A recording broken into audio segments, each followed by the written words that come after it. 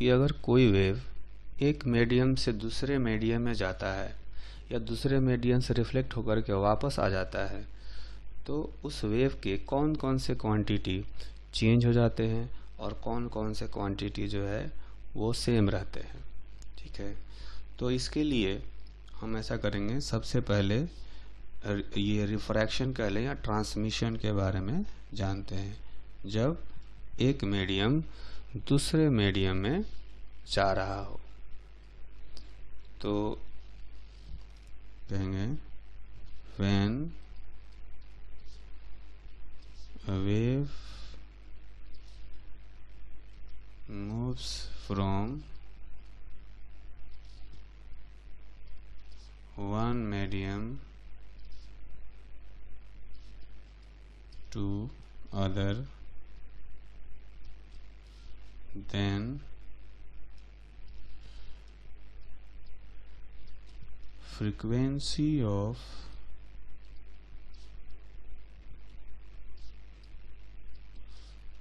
wave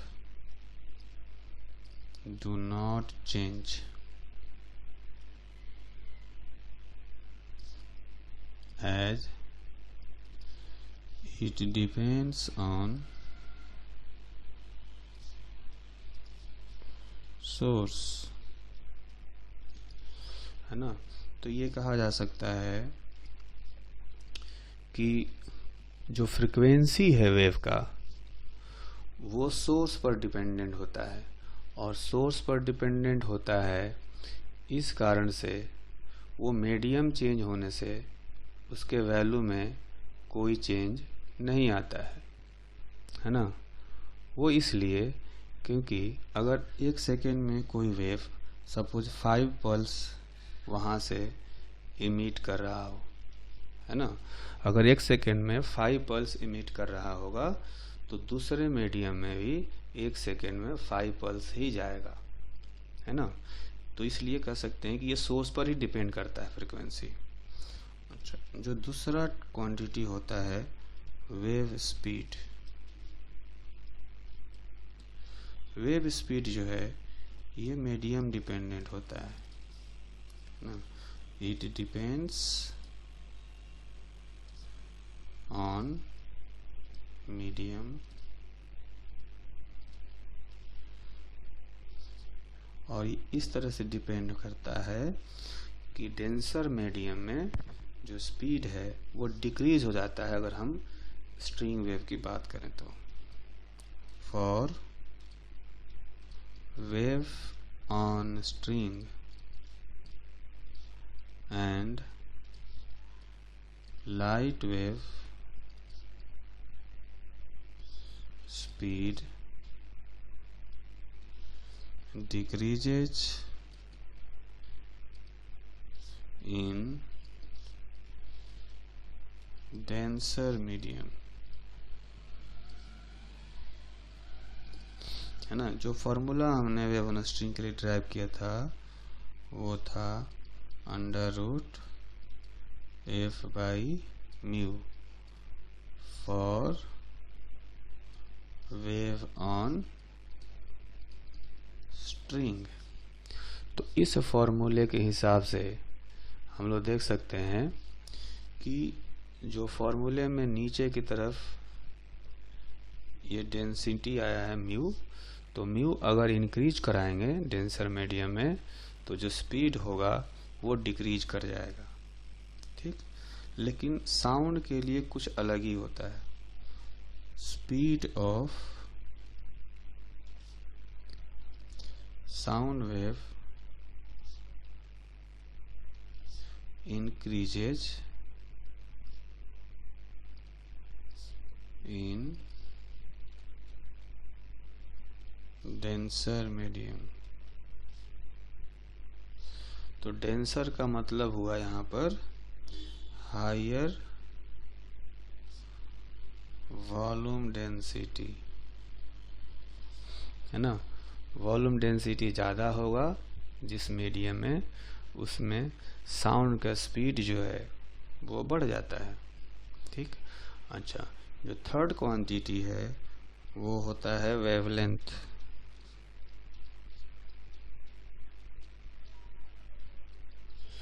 है ना।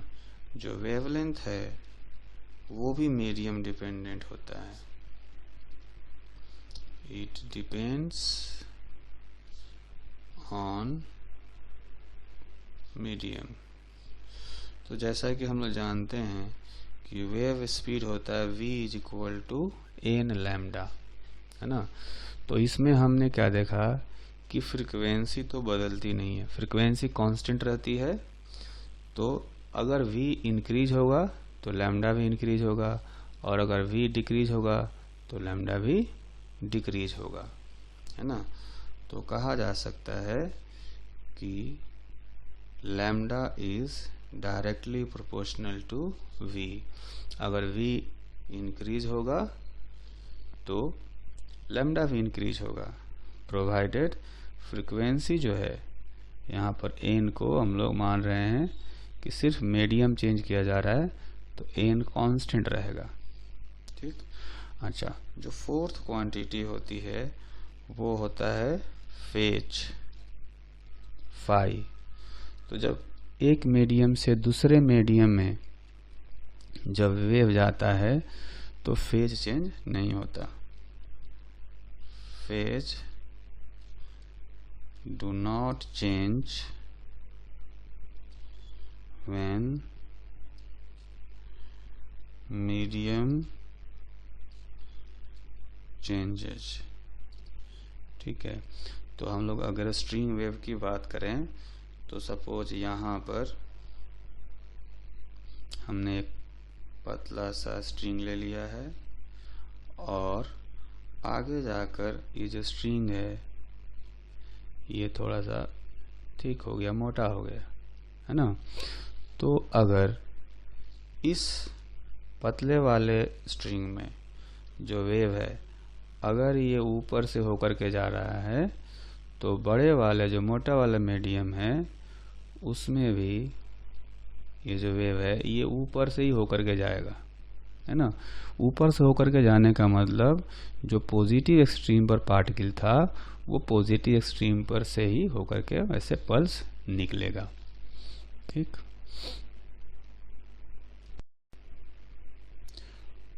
तो अब हम जानेंगे केस बी के बारे में, जब वेव जो है रिफ्लेक्ट होकर के वापस उसी मीडियम में आ जाएगा। When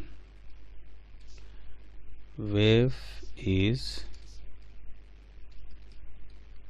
reflected from other medium,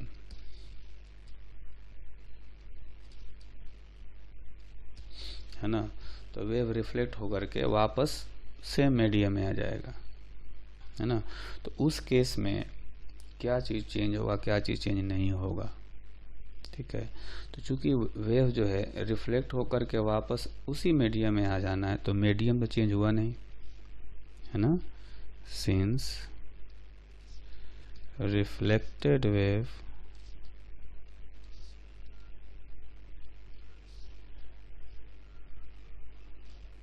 returns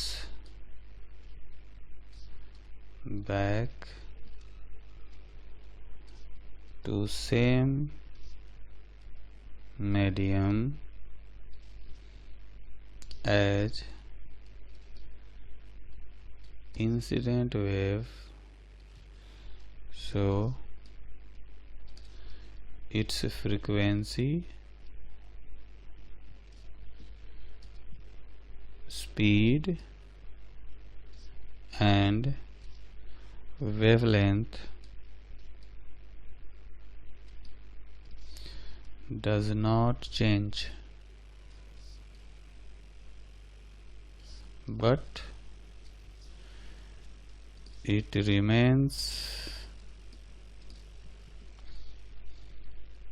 as the incident wave। मतलब जो इंसिडेंट वेव के लिए फ्रीक्वेंसी, स्पीड और वेवलेंथ होगा वैसा ही रिफ्लेक्टेड वेव का भी फ्रीक्वेंसी, स्पीड और वेवलेंथ होगा, है ना। फ्रीक्वेंसी, स्पीड और वेवलेंथ। अब है फेज का क्या होता है, फेज हमें देखना है। ठीक, तो इसको दो केस में हम लोग बांट देते हैं। पहला case, when wave is reflected from denser medium और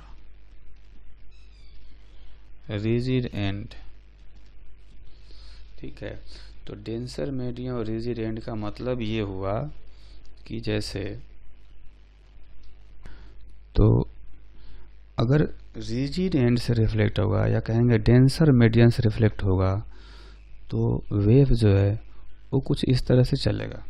हमने एक फिगर बनाया है, इस फिगर में देख सकते हैं कि जो वेव है ये कुछ इस तरह से कहा जा सकता है कि जो वेव है ऐसे ऊपर से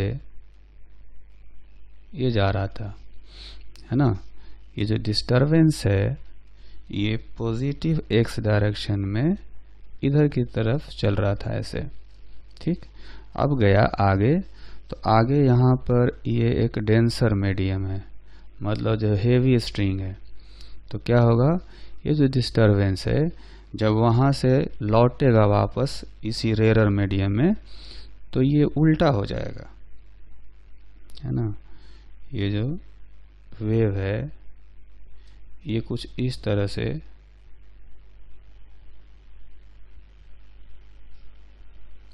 है ना, जब ये लौटेगा तो निगेटिव एक्स डायरेक्शन में चल रहा होगा इधर की तरफ, और साथ में देखेंगे कि इसका जो पीक था, है ना, पीक पहले ऊपर था और अब जो पीक है वो पीक नीचे की तरफ होगा, निगेटिव एक्सट्रीम की तरफ। तो जो पार्टिकल अचानक ऊपर था वो अचानक नीचे आ गया, है ना। जब यहाँ पर कहेंगे कि पार्टिकल, किसी मीडियम का पार्टिकल, यहाँ का जो रेयर मीडियम वाला पार्टिकल है इसको हम लोग कहेंगे रेयर मीडियम का है, तो इसका जो पार्टिकल है इंसिडेंट वेव में ऊपर है और रिफ्लेक्टेड वेव में अचानक ही नीचे आ गया, है ना। तो उसका फेज जो है वो पाई से चेंज हो गया, पॉजिटिव एक्सट्रीम से निगेटिव एक्सट्रीम पर आ गया। तो कह सकते हैं कि when wave is reflected from denser medium or rigid end, then its phase changes by पाई।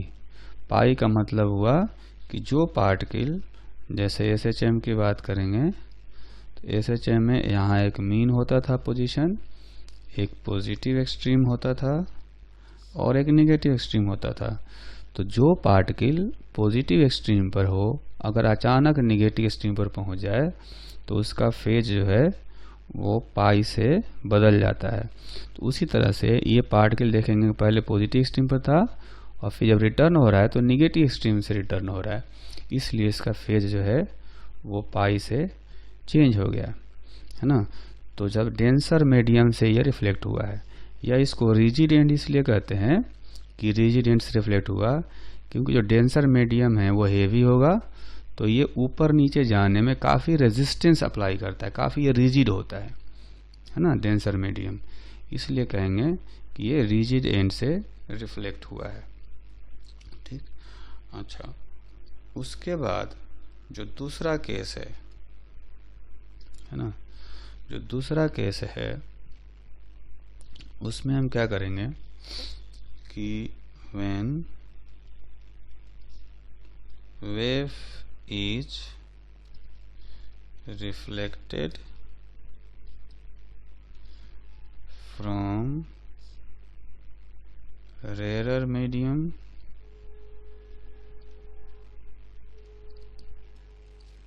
और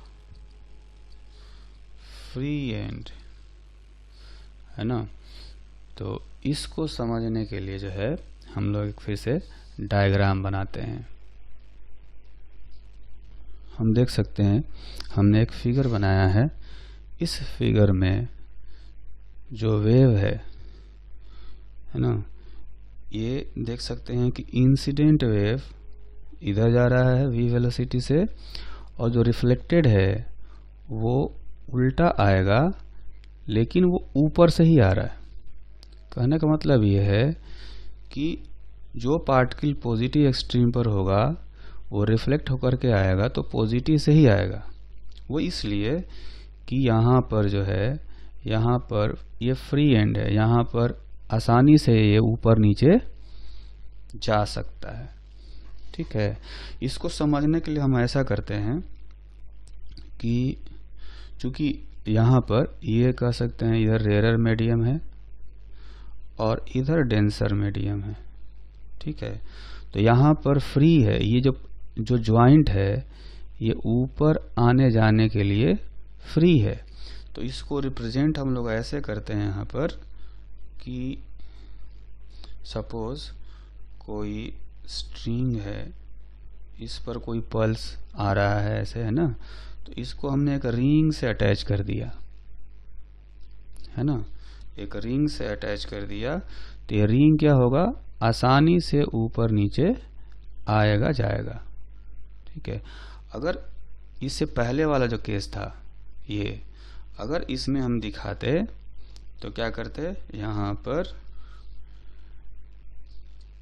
बिल्कुल जो है ये फिक्स्ड एंड रखते हैं यहाँ पर, है ना, यहाँ से कोई वेव जाता ऐसे, तो ये जो है ये पॉजिटिव एक्सट्रीम से जा रहा है। जब ये डिस्टरबेंस यहाँ पहुँचेगा तो चूंकि स्ट्रिंग में टेंशन होता है ना, तो टेंशन होगा तो ये सपोर्ट पर, जैसे अगर ये पल्स यहाँ पहुँचा ऐसे, तो क्या करेगा कि ये जो स्ट्रिंग में जो टेंशन है वो टेंशन ऊपर की तरफ इस सपोर्ट को खींचेगा, है ना। तो सपोर्ट क्या करेगा, एक उल्टा रिएक्शन देगा नीचे की तरफ, और इस इम्पल्सिव रिएक्शन के कारण से ये जो पल्स है ये उल्टा हो जाता है ऐसे, और फिर ये उल्टा डायरेक्शन में चलना शुरू करता है। इसी कारण से देखेंगे कि यहाँ पर जो पल्स है ये उल्टा हो गया है ना, क्योंकि यहाँ पर ये एंड जो है रिजिड एंड है। रिजिड एंड का मतलब यहाँ पर काफ़ी हेवी स्ट्रिंग है, इधर राइट साइड में काफ़ी हेवी स्ट्रिंग है, तो ये यहाँ पर आसानी से इस ज्वाइंट को ऊपर नीचे आने जाने नहीं देगा, वो काफ़ी रिजिड है, तो क्या करेगा, वेव को उल्टा कर देगा ये। लेकिन जो दूसरा वाला केस है, इसमें ये जो रिंग लगा दिया गया है, रिंग का मतलब ये फ्री जो है ऊपर नीचे आने जाने के लिए, जैसा कि यहाँ पर रेयर है और ये डेंसर है, तो डेंसर वाला मीडियम में अगर वेव आ रहा हो तो ज्वाइंट आराम से ऊपर नीचे आएगा जाएगा। तो इसीलिए यहाँ पर हमने उसको रिंग से बनाया है, ये आसानी से ऊपर नीचे आ जा सकता है।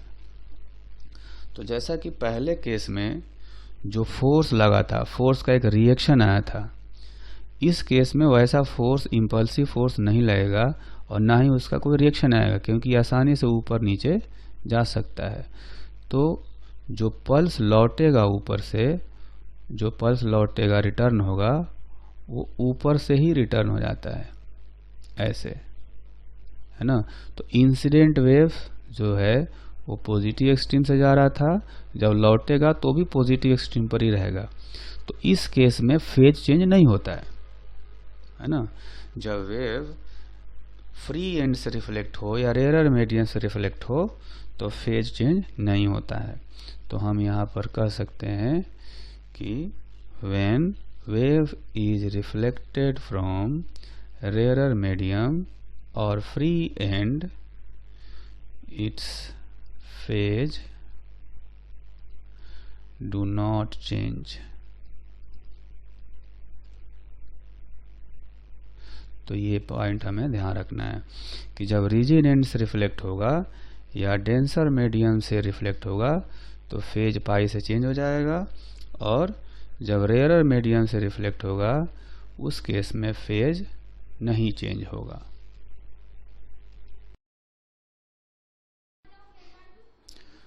तो अब हम एक ऐसा केस देखेंगे जिसमें वेव जो है दूसरे मीडियम में ट्रांसमिट भी कर रहा है और वापस उसी मीडियम में रिफ्लेक्ट भी हो रहा है।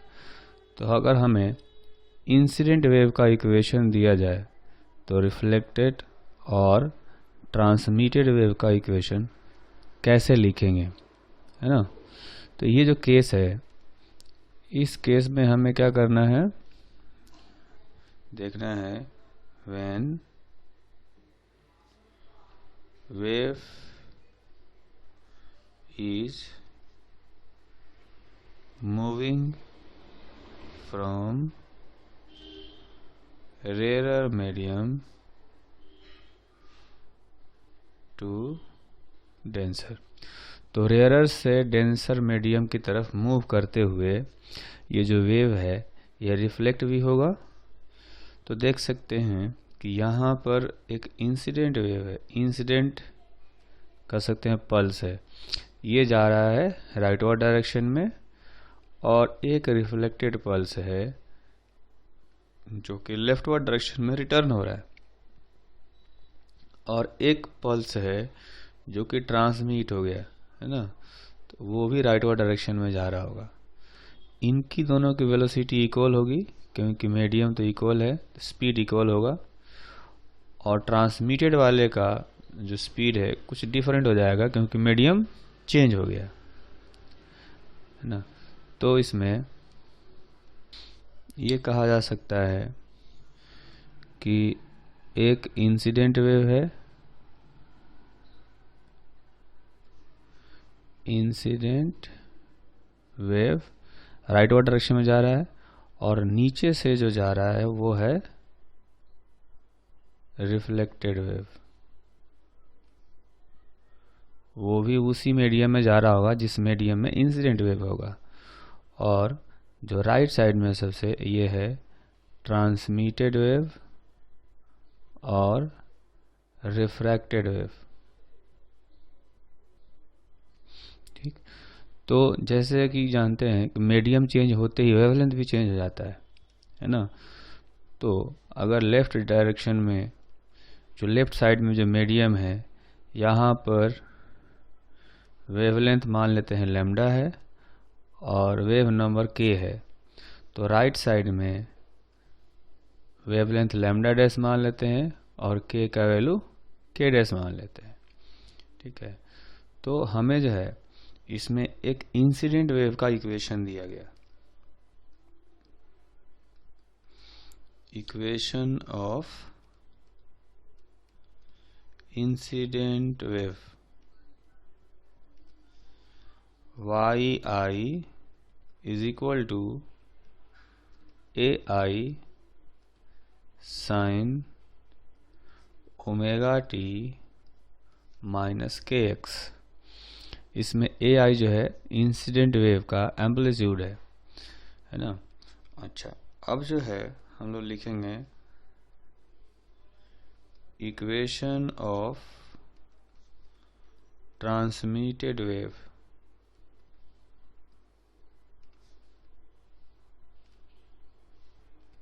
ना। तो ट्रांसमिटेड वेव का इक्वेशन लिखना हो तो हम लिखेंगे y t is equal to, चूँकि अगर जो वेव है पार्शियली ट्रांसमिट होगा पार्शियली रिफ्लेक्ट होगा तो एनर्जी दो पार्ट में बट जाएगी, है ना। जब एनर्जी बढ़ जाएगी तो एम्पलीट्यूड भी कम हो जाएगा। जैसा कि हम लोग जानते हैं कि एनर्जी डायरेक्टली प्रोपोर्शनल टू होता है स्क्वायर ऑफ एम्पलीट्यूड के। तो अगर एनर्जी बढ़ जाएगी दो पार्ट में, मतलब रिफ्लेक्शन भी होगा और ट्रांसमिशन भी होगा, तो एम्पलीट्यूड जो है वो जो इंसिडेंट वेव का एम्पलीट्यूड है उसे छोटे हो जाएंगे, दोनों ही एम्पलीट्यूड, रिफ्लेक्टेड का भी और ट्रांसमिटेड का भी। तो ट्रांसमिटेड का मान लेते हैं कि अभी 80 है एम्पलीट्यूड, और इसका इक्वेशन लिखेंगे साइन, फ्रीक्वेंसी तो चेंज नहीं होता मीडियम चेंज होने से, इसलिए फ्रीक्वेंसी उतना ही रहेगा। ठीक है, अच्छा, चूँकि जो ट्रांसमिटेड वेव है ये भी पॉजिटिव एक्स डायरेक्शन में जा रहा है, इसको हमने पॉजिटिव एक्स डायरेक्शन लिया है। ठीक है, तो यहाँ पर बीच में माइनस साइन आना चाहिए। अच्छा, जो वेव नंबर है अब k डैश हो जाएगा ट्रांसमिटेड वेव के लिए, क्योंकि हम जो वेवलेंथ है वो चेंज हो चुका है। तो ये रखेंगे k डैश इंटू एक्स, है ना। और जैसा कि हम जानते हैं कि ट्रांसमिटेड वेव का फेज चेंज नहीं होता है, तो फेज चेंज नहीं होगा। इस क्वेश्चन में एक चीज़ और ध्यान रखना है कि जो बाउंड्री है वो हमेशा x इज इक्वल टू 0 पर दी जाती है ना। जो बाउंड्री है मतलब जहाँ पर दो स्ट्रिंग का जॉइंट है वो बाउंड्री हो गया। तो boundary x is equal to 0 पर होता है, ठीक है। तो जैसा कि हमने कहा कि इंसिडेंट वेव और ट्रांसमिटेड वेव में फेज डिफरेंस 0 होता है। तो अगर देखेंगे इसका फेज है omega t minus k x और इसका ओमेगा टी माइनस के डैश एक्स। तो यहाँ डिफरेंस निकालेंगे दोनों का तो 0 नहीं आएगा, लेकिन चूंकि बाउंड्री x इक्वल टू 0 पर दिया हुआ है तो इसमें x का वैल्यू 0 रख देंगे। पहले फेज में, दोनों फेज में x का वैल्यू 0 रख के अगर डिफरेंस निकालें तो फेज डिफरेंस 0 आएगा, ठीक है। अब इसी तरह से हम लोग निकालेंगे इक्वेशन ऑफ रिफ्लेक्टेड वेव।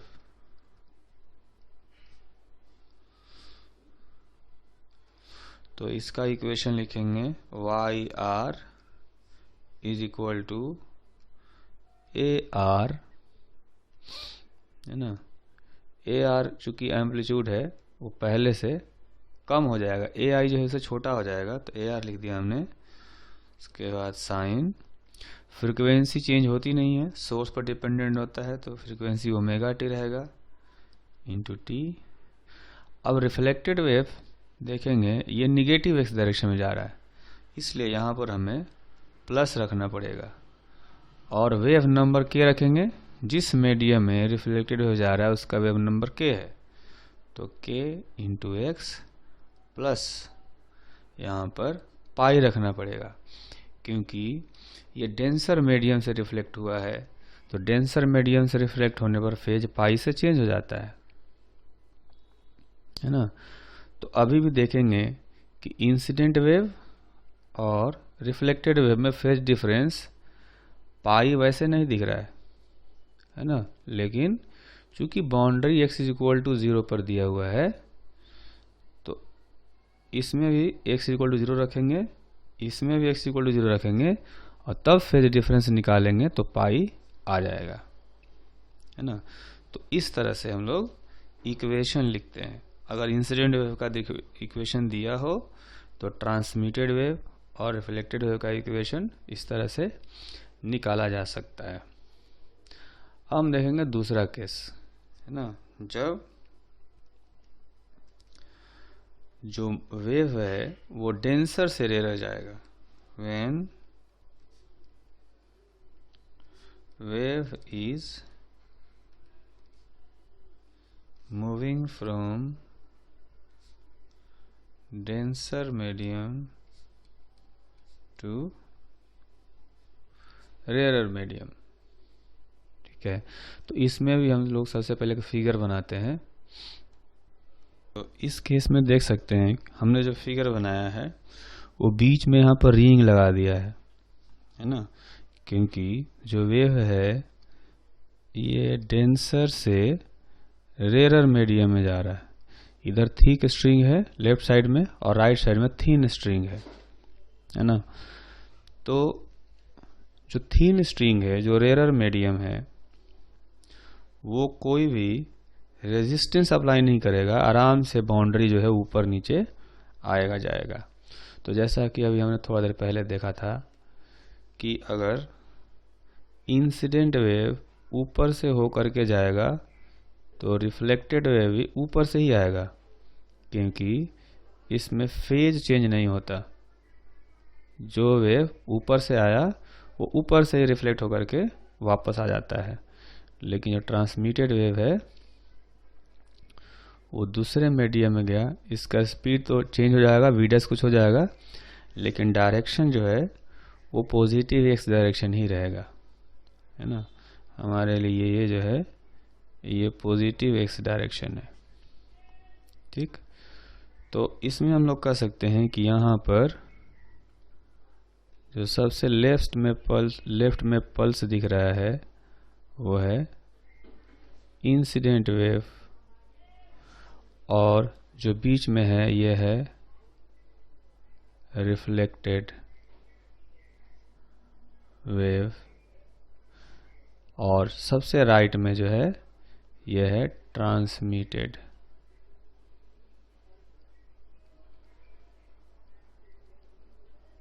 है ना, ट्रांसमिटेड वेव है। तो अगर इंसिडेंट वेव का इक्वेशन दिया गया हो तो हमें क्या करना है, रिफ्लेक्टेड और ट्रांसमिटेड वेव का इक्वेशन लिखना है। ठीक है, तो जो इक्वेशन ऑफ इंसिडेंट वेव है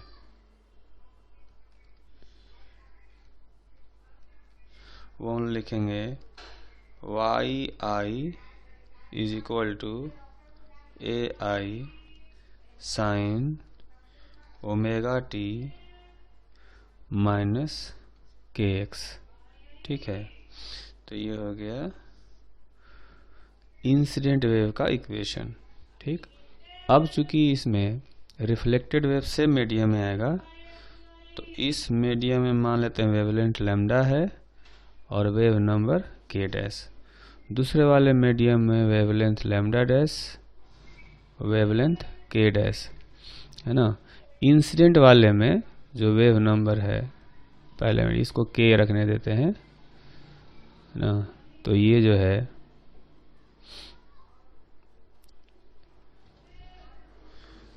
इस मीडियम का मतलब जिसमें इंसिडेंट वेव है और जिसमें रिफ्लेक्टेड वेव है उसका वेव नंबर के और वेवलेंथ लैम्डा हमने रख दिया। ठीक है, और ट्रांसमिटेड वेव जिस मीडियम में है उसका वेवलेंथ हमने रखा लैम्डा डैश और वेव नंबर रख दिया के डैश। ठीक है, अब ये हमने लिखा इक्वेशन ऑफ इंसिडेंट वेव। अब लिखेंगे इक्वेशन ऑफ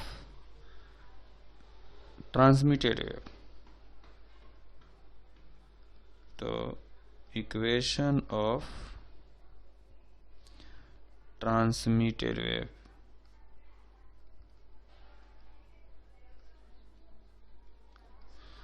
जो होगा उसको हम लोग लिख सकते हैं y t is equal to a t sine omega t. Frequency change नहीं होगा और एम्पलीट्यूड चेंज हो जाएगा, क्योंकि अगर पार्शियली रिफ्लेक्शन पार्शियली ट्रांसमिशन हो रहा है तो। ठीक है, ट्रांसमिटेड वेव भी पॉजिटिव डायरेक्शन में जाएगा तो यहाँ पर माइनस साइन रहेगा। वेव नंबर के डैश हो जाएगा क्योंकि मीडियम चेंज हो गया है इंटू एक्स, और फेज चेंज नहीं होता। जब वेव ट्रांसमिट करता है दूसरे मीडियम में तो फेज उतना ही रहता है। अब हम लिखेंगे इक्वेशन ऑफ रिफ्लेक्टेड वेव, है ना। तो रिफ्लेक्टेड वेव का इक्वेशन लिखना हो y r is equal to a r sine omega t. Frequency change नहीं होगा, एम्पलीट्यूड चेंज हो जाएगा क्योंकि पार्शियल रिफ्लेक्शन हो रहा है। अच्छा, जो रिफ्लेक्टेड वेव है वो निगेटिव एक्स डायरेक्शन में आ रहा है ना, और इसलिए यहाँ पर प्लस साइन आएगा। चूँकि रिफ्लेक्टेड वेव इंसिडेंट वाले मीडियम में ही है तो के का जो वैल्यू है वो के ही रहेगा इंटू एक्स, और इसमें भी कोई फेज चेंज नहीं होता। जब वेव डेंसर मीडियम से रेयरर मीडियम में जा रहा हो, यानी रेयरर मीडियम से रिफ्लेक्ट हो, तो फेज चेंज नहीं होता। जो वेव ऊपर से गया वो ऊपर से ही वापस आता है, तो पॉजिटिव एक्सट्रीम वाला पार्टिकल पॉजिटिव से ही लौटता है। ठीक है, इसलिए फेज चेंज नहीं होता। तो अपने पास इक्वेशन हो गए तीन, इंसिडेंट वेव का, ट्रांसमिटेड वेव का और रिफ्लेक्टेड वेव का। ठीक है, तो इस केस को हम लोग थोड़ा सा और डिटेल में समझेंगे ताकि हम लोग ये जो एम्पलीट्यूड है ये एम्पलीट्यूड के वैल्यू कैलकुलेट कर सके। ठीक है, तो इसी केस को, जो दूसरा वाला केस है, इसको हम एक बार फिर से फिगर बनाते हैं, है ना। और इसमें रिफ्लेक्टेड और ट्रांसमिटेड वेव का जो एम्पलीट्यूड है उसको कैलकुलेट करने की कोशिश करेंगे।